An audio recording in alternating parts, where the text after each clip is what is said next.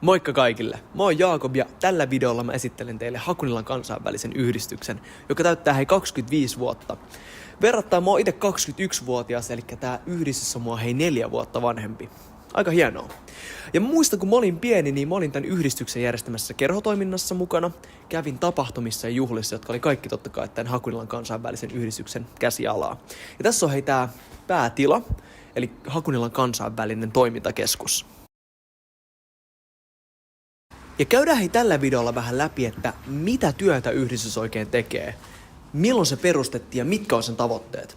Annetaan puheenvuoro suoraan toiminnanjohtajalle Burhan Hamadonille.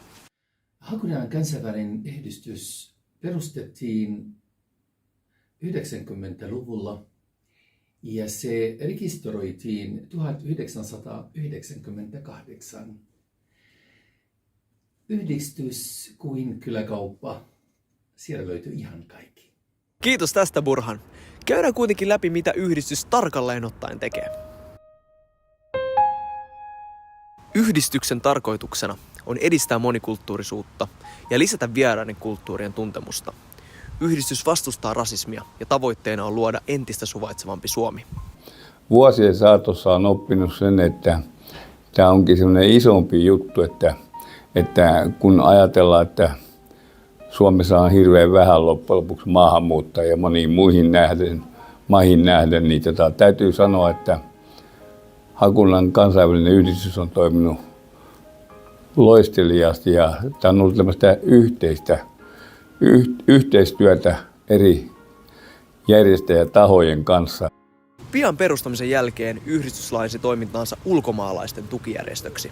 Ja sen seurauksena se avasi vuonna 2001 RAYn tuella neuvontatoimiston Hakunilaan, joka on toiminnassa edelleen. Yhdistyksen toiminnalle oli suuri kysyntä ja vuonna 2006 se laajensi entisestään toimintaansa avaamalla tämän paikan, eli Länsimäen toimintakeskuksen. Ja näissä 2 toimitilassa yhdistys tarjoaa palveluita eri-ikäisille. Täällä järjestetään myös kerhoja erikielisille lapsille, mukaan lukien arabian kielen kerho, jossa olen itsekin joskus lapsena kavereiden kanssa ollut. Myös nuorilla on osansa. Esim. Vuonna 2007-2010 Tikkurilassa toimi yhdistyksen nuorisokahvila. Senioreille toimii oma kerho, eli senioreiden tukipysäkki, jota vetää Larissa de Roberti. Mun vastaava tehtävä Hakunilan kansainvälisen yhdistyksen ikäihmisten toimintaa. Hieno projekti Seniorin pysäkki. Ja tästä lähtien meidän senioritoiminta on niin aktiivinen ja hyvälaatuinen. Yhdistyksellä järjestetään myös erilaista toimintaa naisille. Länsimäessä on Suomen kurssi 2 kertaa viikossa. Ja ombelokone ja käsityö ja historiikavalin ja retki ja ilta on myös ilta on lasten ja naisten kerho ja aina perjantaina on aamiainen. Onpa monipuolista ohjelmaa.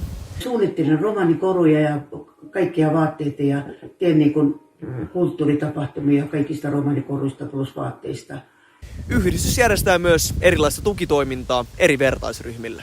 Sota on yleensä kollektiivinen asia ja ihmisille syntyy kollektiivinen kokemus, yhteinen kokemus sodasta.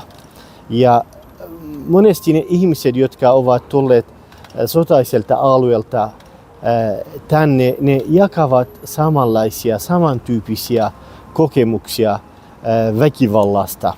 Ja tämän takia me teemme työtä ja pidämme tärkeänä, että luomme foorumia, jossa ihmiset, miehet tai naiset, jotka tulevat sotaiselta alueelta, pääsevät jakamaan kokemuksiaan ja tukemaan toisiaan. Yhdistys antaa toimintakeskuksen myös muiden järjestöjen käyttöön. Jos me esimerkiksi katsotaan Länsimäen toimintakeskuksen varausvihkoa, me huomataan, että maanantai on varattu Tserkessien kerholle, lapsille ja perheille kello 18-21. Torstaisin on somalinaisten kerho ja neuvontaa kello 16-22.00, lauantaisin on algerialaisten kerho kello 20.30-22.00 ja sunnuntaisin on nigerialaisten ohjelmaa kello 17-21. Yhdistyksen molemmissa tiloissa järjestää monenlaista toimintaa. Koulutuskursseja, esimerkiksi suomen kielen kursseja. Meillä on tämmöinen sopivan kokoinen ryhmä, 10 ihmistä, joskus vähän vähemmän tai enemmän. Ja monilla näillä on yhteinen kieli arabia, että he voivat sitten keskenään selvitellä, että jos joku sana ei aukea, että mitä se on suomeksi, niin he keskustelevat. Ja sitten on tämä kännykkä, missä on kääntäjä ja voi katsoa sitten sen selvityksen, mutta tämä on oikein sopiva ryhmä. Viihdettä ja harrastusten kehittämistä varten järjestetään taiteellisia kursseja. Musiikkia, piirtämistä, ompelua, ruoanlaittoa ja shakkia. Myös urheilutoimintaa senioreille. Yhdistys järjestää myös kulttuuritoimintaa, taidetta, tanssia, draamaa ja runoutta. Sydämen rakkaus poistaa hehkuna silmistämme kaikkien ihmisten kohdalla, jotka rakkautta kaikki tuntevat kuitenkin. Osa toiminnan ohjaajista on ihan päteviä ammattilaisia. Esimerkiksi musiikin kurssin opettaja, syyrialainen muusikko Muaffak Barafi. Piirustuskurssin opettaja, tšetšeenitaiteilija Vahartson Balatkanov. Shakkikurssin vetäjä ja yli 15 vuoden kokemuksen omaava shakkivalmentaja Hisham Arga. Yhdistys järjestää jatkuvasti kaikille avoimia taidenäyttelyitä. Ja esitteillä on eri taidesuuntauksien taiteilijoiden teoksia. Taidenäyttelyitä on järjestetty jo noin 60 kertaa ja mukana on ollut myös 88-vuotias taiteilija Sulva Vilhonen. Hakunilan kansainvälinen yhdistys on ollut mukana monissa hankkeissa. Esimerkiksi vuodesta 2014 alkaen yhdistys on tehnyt yhteistyötä työ- ja elinkeinoministeriön ja Vantaan kaupungin tukeman Tsemppari-hankkeen kanssa, jossa viranomaiset jalkautuvat lähiöihin. Ja muita hankkeita on ollut muun muassa Terveyden edistämisen keskuksen ja rikostorjuntaneuvoston edistämät hankkeet, opetus- ja kulttuuriministeriön sekä Taiken tukemat hankkeet. Mukaan lukeutuu myös yhdistyksen huumeiden vastainen esite. Lisäksi yhteistyössä poliisin kanssa Vantaalla järjestettiin huumeseminaari. Tuorein projekti on nimeltään Smile-hanke ja se käynnistyy syksyllä vuonna 2023. Smile-hanke pyrkii pähkinänkuoressa kotouttamaan maahanmuuttajat, erityisesti työelämän suhteen. Muistetaan heitä, että avain opiskeluun, työskentelyyn ja Suomessa asumiseen on suomen kielen oppiminen. Mielestäni, että paras paikka, missä voi harjoitella ja kehittää suomen kieltä, on työpaikka. Riippumatta siitä, onko se palkkatyö, työharjoittelu vai vapaaehtoistyö. Älä luovata, se on ihan lähellä, mutta toimi nyt. Ja muista aina, smile. Suurin osa ihmisistä, jotka Bassam vastaanottaa, etsii työtä tai opiskelupaikkaa. Bassamin työtehtäviin kuuluu muun muassa CV:n tekeminen, työpaikkojen kautta opiskelupaikkojen etsiminen, tutkintojen tunnustaminen ja avustaminen hakemuksissa. Yhdistyksen neuvontapistettä voi käyttää myös muiden alueiden ja kaupunkien asukkaat ja sen palvelu on maksutonta. Mitähän neuvontapisteessä tarjotaan? Parempi kysymys olisi, että mitä palvelua emme tarjoa täällä? Auttaminen ulottuu ihan kaikkialle. Asumiseen, sopimuksien täyttämiseen ja tukien hakemiseen.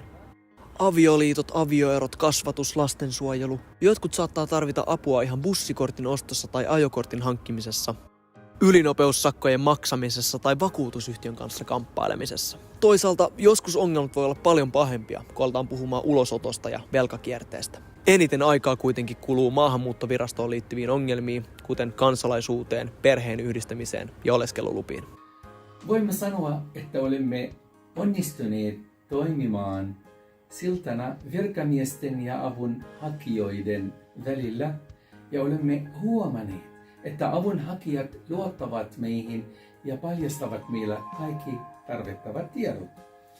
He puhuvat meille totuuden mukaisesti ja rehellisesti, siksi onnistumme useimmassa tapauksessa auttamaan heitä ja tarjoamaan heille apua. Kuten tiedämme, niin kaikki ei ole ihan tuossa digitalisaatiossa pysynyt mukana, ja näiden ihmisten kohdalla Hussam Hamadon astuu kuvaan. Annan etänä digi- ja ATK-tukia. Digituki tarjoaa apua kaikessa, mikä liittyy verkossa asioimiseen. Oli kyse sitten pankkien, Kelan, Migrin, veroviraston tai terveysasemien palveluista.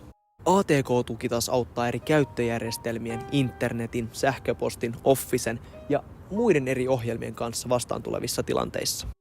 Mut kuka sitten johtaa yhdistystä? Yhdistystä johtaa hallitus, johon kuuluu puheenjohtaja ja 8-10 varsinaista jäsentä ja 8-10 varajäsentä. Varajäsenillä on oikeus osallistua hallituksen kokouksissa. Myös muut kiinnostuneet saavat tulla niihin kokouksiin. Yhdistyksessä on projektityöntekijöitä, osa-aikaisia työntekijöitä ja harjoittelijoita eri kieliryhmistä. Mut kuka sitten rahoittaa yhdistystä? Yhdistystä ovat tukenut muun muassa sosiaali- ja terveysjärjestön avustuskeskus STEA, joka on yksi tärkeimmistä tukijoista. Vantaan kaupunki, Visio, opintokeskus suomen kieli. Hakunilan kansainvälinen yhdistys järjestää silloin tällöin kulttuuri-iltoja, joiden tarkoituksena on esitellä jokin maa ja sen kulttuuri. Siellä pääsee kuulemaan musiikkiesityksiä, ihastelemaan taidetta ja ilta päättyy yleensä jonkin maan kansallisateriaan. Hakunilan kansainvälinen yhdistys osallistuu Vantaan kaupungin eri toimiin, mukaan lukien itsenäisyyspäiväjuhlien järjestämiseen vuosittain. Oi maamme Suomi synnyinmaa, soi sana kultainen. Yhdistys tekee yhteistyötä kaupungin, valtion ja muiden ulkomaalaisten asioita käsittelevien järjestöjen ja tahojen kanssa. Yhdistys tarjoaa myös monille tahoille neuvoja ja mielipiteitä ulkomaalaisten asioita koskevissa asioissa. Hakunilan kansainvälinen yhdistys tarjoaa palveluitaan yli 10 kielellä. Arabian, Albanian, Venäjän, Kurdin, Somalian, Ranskan, Turkin, Serbokroatian ja totta kai suomen ja englannin kielellä. Ja 4 yhdistyksen jäsentä on saanut kulttuuriseppä-palkinnon. Kaikkialla on tuntemattomia sotilaita, ja myös Hakunilan kansainvälisellä yhdistyksellä on oma tuntematon sotilaansa. Hänen nimensä on Eila Järvinen, ja yhdistyksen synty ja menestys ovat pitkälti Eilan ansiota. Hänen innostuksensa ja osallistumisensa yhdistyksen toiminnan suunnitteluun ja toteuttamiseen ovat tehneet Hakunilan kansainvälisestä yhdistyksestä koko Vantaan, kenties koko Suomen parhaimman yhdistyksen. Haluamme kiittää Eilaa kaikesta. Kiitämme myös teitä katsomisesta. Kiitos koko työryhmälle. Näkemiin.